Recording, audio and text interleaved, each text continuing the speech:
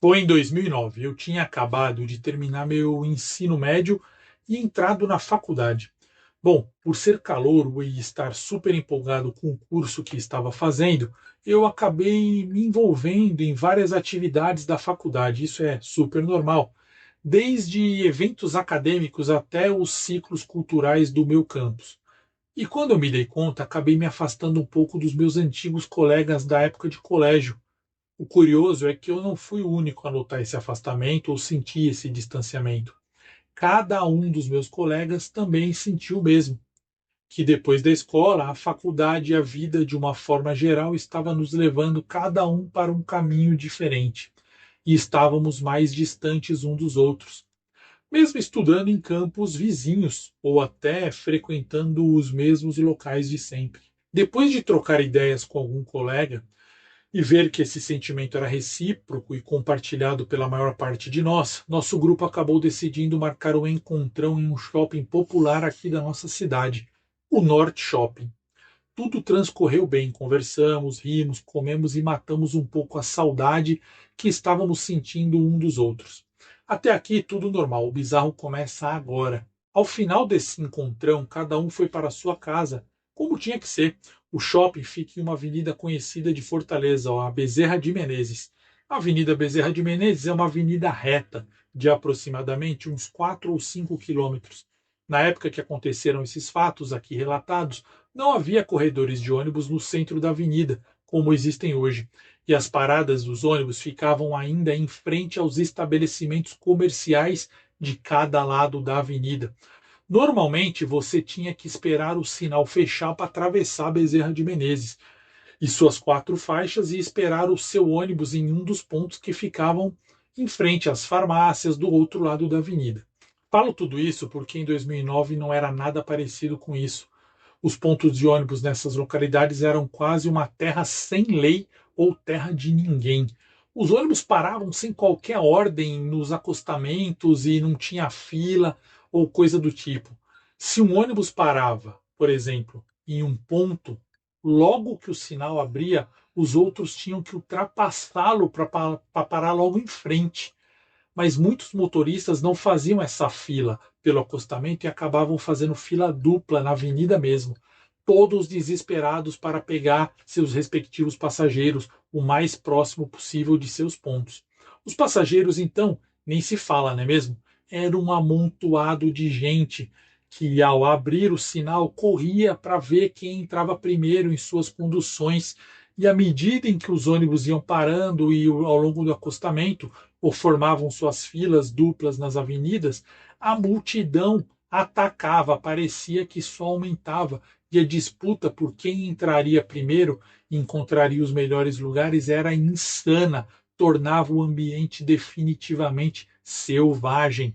O encontrão com os colegas terminou às 17h15. Eu já estava no meio do caos da multidão tentando pegar o meu ônibus.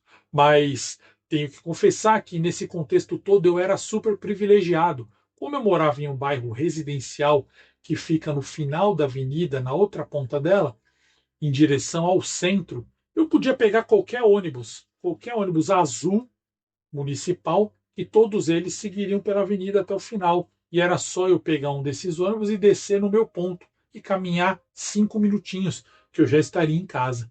Nesse dia, eu estava mais afastado, próximo à entrada de uma das farmácias, esperando a hora certa que um ônibus mais vazio parasse no acostamento para eu disparar em direção a ele, contornando estrategicamente a multidão e entrando primeiro na condição de poder pelo menos ficar próximo à catraca ou passar logo por ela e sentar em uma das possíveis cadeiras vazias.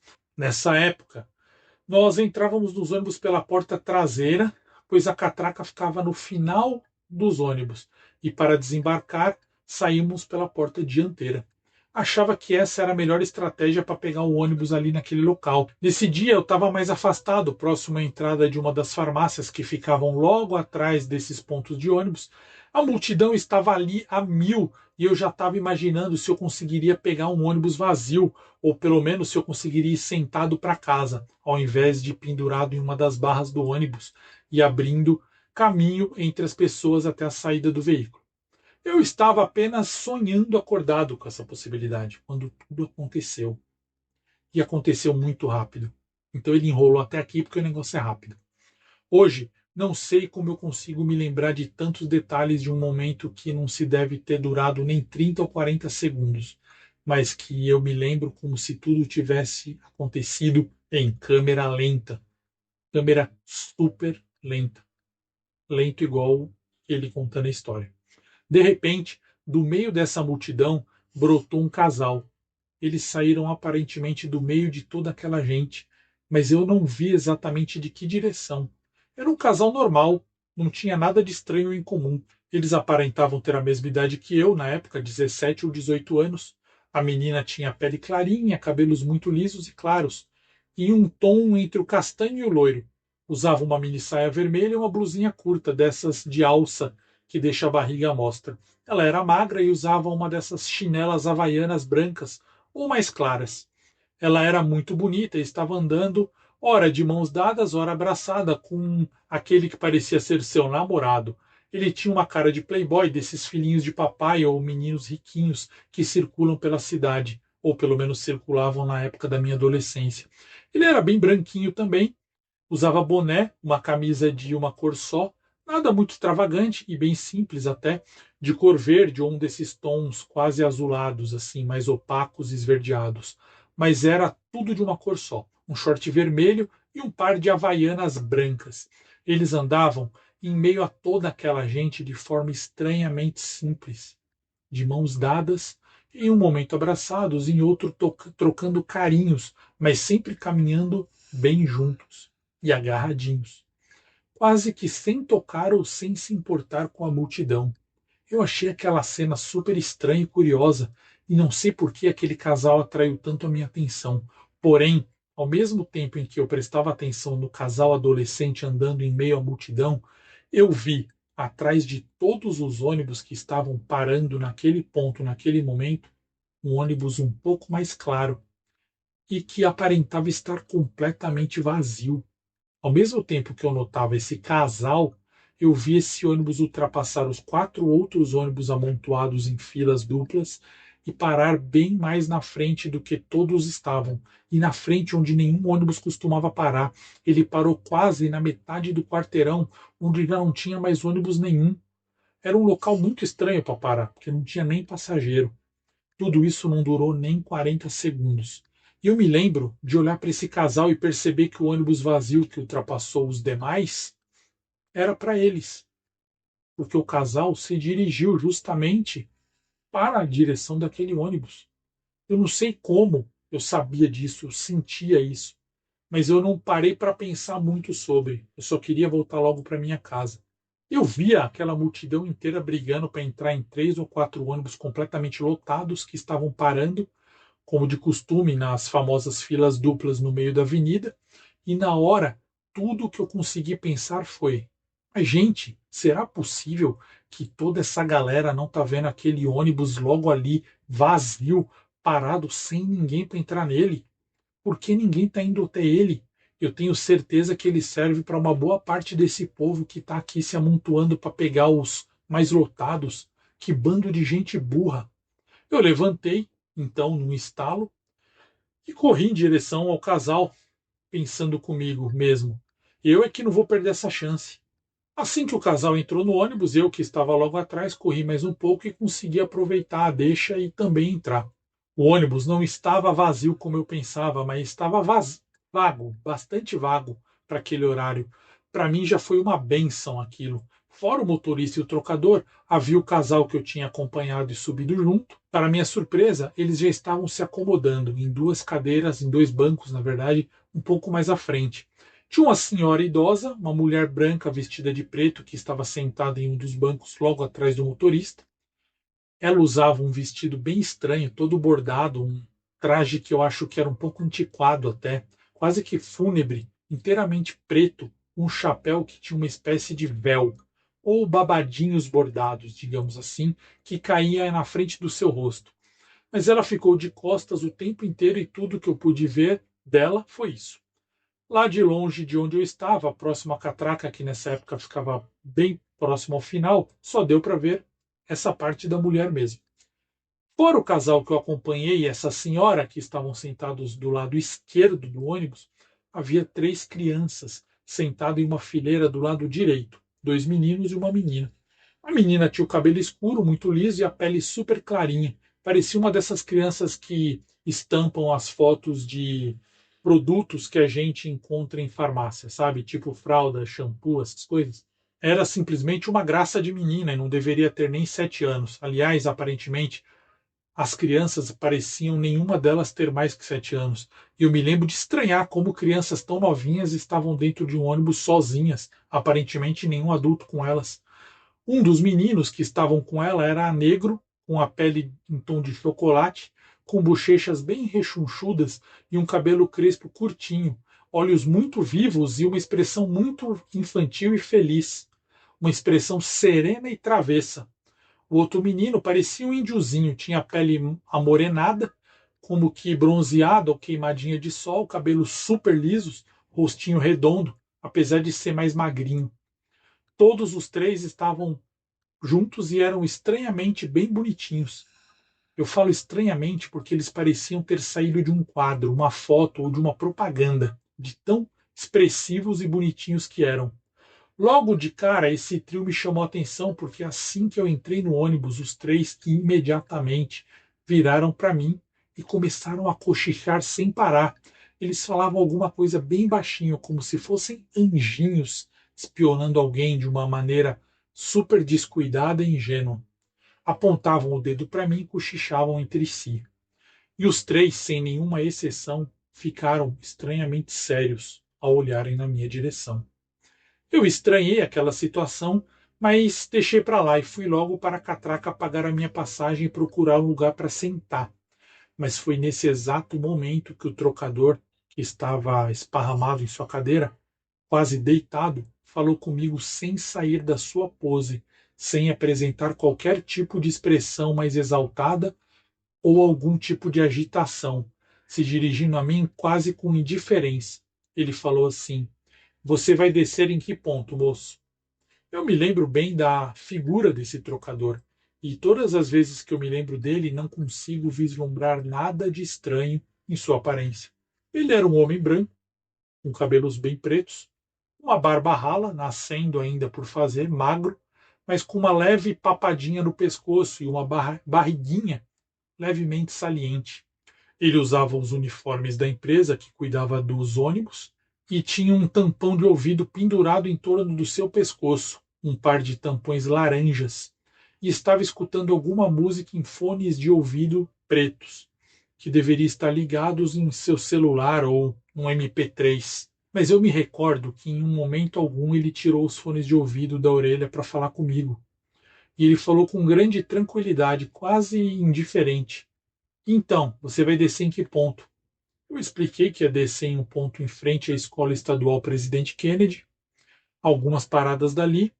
Ele então apenas disse, quase que de olhos fechados: Tudo certo então, pode sentar aí e esperar. Esse é aquele momento em que eu, Luciano, peço para você lembrar de deixar o like no vídeo, tá bom? Deixa o like, porque, pô, eu tô mó cansado de ter narrado tudo isso e até agora tá começando o terror agora. A culpa não é minha, é do relatante, tá bom? Deixa o like que vai valer a pena. Vai, quebra essa pra mim. Mostra que você me ama. Eu achei aquilo extremamente estranho, mas sem poder fazer muita coisa, eu sentei. Não passei a catraca e sentei em uma das cadeiras vagas mesmo, da traseira do ônibus.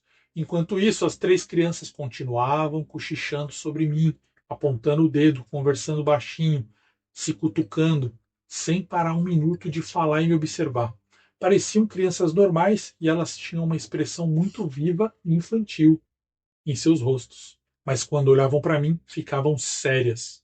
O ônibus parou em um dos pontos da avenida e entrou um rapaz com uma senhora que se apoiava em seus braços. O rapaz era um jovem homem negro que não deveria ter, no máximo, nem 30 anos completos.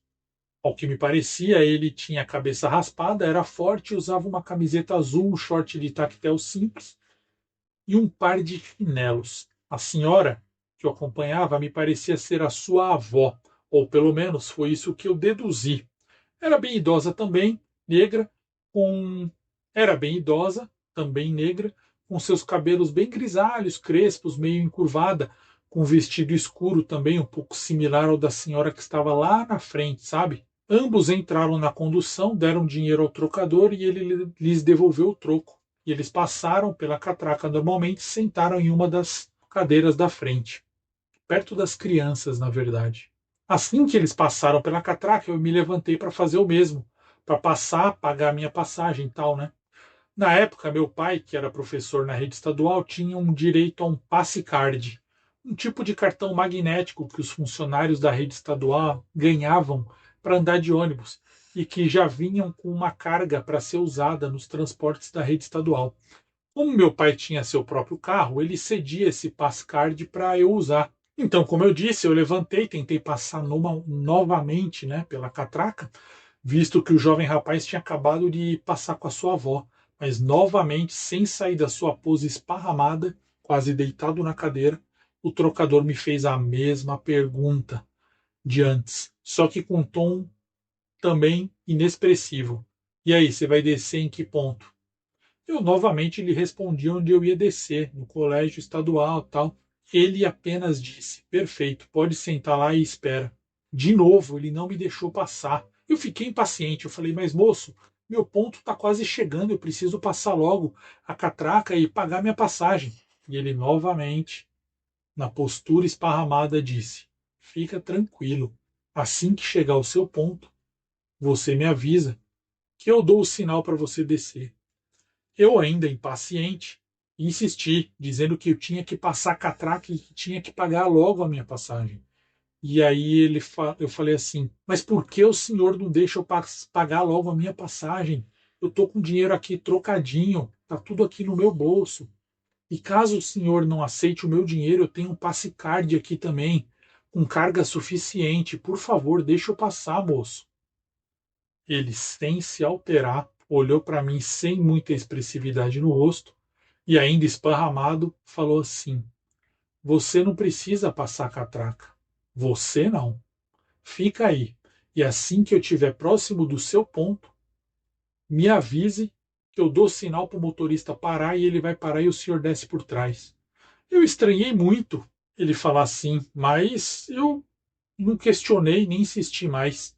Enquanto isso, as crianças continuavam no mesmo ciclo de me olhar, apontar, cochichar, conversar entre si, ficarem sérias. Eu estava incomodado com tudo aquilo e só queria pagar minha passagem e descer do ônibus como qualquer pessoa normal.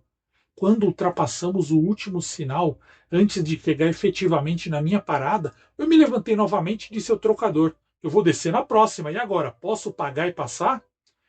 Então ele tranquilamente gritou para o motorista que eu ia descer e se calou. Antes de se calar, porém, ele virou para mim e disse: "Você não. Você não precisa pagar passagem. Você não." Assim que o ônibus parou em o meu ponto, sem entender nada, eu desci pela porta de trás e até hoje eu não entendi porque eu não paguei a minha passagem. Quando eu estava descendo os degraus, eu olhei rapidamente para dentro do ônibus e as três crianças imediatamente pararam de cochichar e apontar para mim. Ficaram subitamente paradinhas, e a menina branquinha de cabelos lisos e escuros acenou para mim e disse alto em bom tom: "Tchau." Eu acenei de volta, meio sem entender nada, mas eu respondi: "Tchau." E as duas outras crianças ficaram me encarando. Foi tudo muito rápido, em uma questão de segundos, naquele momento em que você olha para os degraus em que pisa e o meio-fio da calçada para ter certeza de que você vai pisar no canto certo e dá aquele pequeno pulinho ao descer do ônibus. Nesse momento eu pensei: que loucura! O que foi que acabou de acontecer? Que ônibus era aquele? Quem eram aquelas pessoas? E agora vem a pior parte. O ônibus desapareceu. Isso mesmo, o ônibus sumiu na minha vista. Em um estalo, quase como se eu tivesse recebido um choque. Meio surpreso e sem entender nada o que tinha acontecido, o ônibus evaporou. Eu olhei para os dois lados, olhei para trás. Gente, eu estava perto da minha casa, na avenida certinha, e a avenida estava vazia, com carros parados, sinais fechados. No outro quarteirão, na minha frente, não tinha nenhum carro, nenhum veículo. A pista estava vazia. Eu olhei várias vezes em volta para tentar entender o que estava acontecendo. As pessoas andavam ao meu redor com indiferença. E logo que o sinal abriu, os outros carros voltaram a andar, alcançaram onde eu estava. Eu simplesmente dei os ombros e resolvi voltar para casa. Eu nunca entendi ao certo o que realmente me aconteceu naquele dia. Contei isso para um tio meu que é espírita, e depois de me escutar atentamente, ele disse que eu tinha passado por um fenômeno muito raro, que no espiritismo eles chamam de materialização. Ao chegar em casa, eu lembro de ter contado essa história tanto para uma namoradinha que eu tinha na época, quanto para minha irmã. E ambas apenas acharam a história estranha, mas não falaram muito mais sobre isso. Anos mais tarde, quase 10 anos depois, eu contei essa história aos meus pais. Meu pai acredita na mesma coisa que o meu tio, que foi um fenômeno raro de materialização. Ou que, sem querer, eu acabei tendo uma dessas experiências transdimensionais. Ele acredita muito nessas coisas, apesar de ser meio conservador. Minha mãe apenas se limitou a dizer: que estranho. Mas todas as vezes que eu repito essa história, por qualquer motivo que seja, eu percebo que ela fica cada vez mais estranha. Nunca tive coragem de relatar essa história para mais ninguém além do meu círculo familiar e essa minha ex-namorada, da qual eu já nem tenho mais contato. Tudo isso aconteceu em 2009 e eu não ouvi a palavra Sete Além em nenhum momento. E além de não ter ouvido nada de Sete Além, diferente também de muitos relatos que eu vi no seu canal, Luciano, ninguém foi agressivo comigo, ninguém foi grosseiro. Pelo contrário, todos queriam transparecer o máximo de tranquilidade e naturalidade comigo. Mas mesmo assim, até hoje eu me pergunto: por que ninguém no meio daquela multidão viu o ônibus ou entrou naquele ônibus? Por que só eu? Por que ninguém seguiu aquele casal além de mim? Como eu consegui entrar naquele ônibus? O que era aquele ônibus? O que eram aquelas pessoas lá dentro? Por que eu me destacava tanto para aquelas crianças? Por que tinha crianças abandonadas ou pelo menos não acompanhadas ali? Quem eram elas? Será que aquele ônibus pertencia ao nosso plano, à nossa realidade? Por que eu não podia passar pela catraca? O que aconteceria se eu passasse? Por que o trocador frisava tanto? Você não. De toda forma, esse é o meu relato. Eu só passei a acreditar nos relatos do canal depois de lembrar do meu próprio relato, tempos atrás, e só assim mesmo para eu achar que a realidade é tão incrível quanto você conta. Não sei para onde o ônibus ia, não sei se esse foi um fenômeno espiritual, multidimensional, sei lá. Nunca mais eu vivi uma situação tão estranha e nem tão peculiar como essa.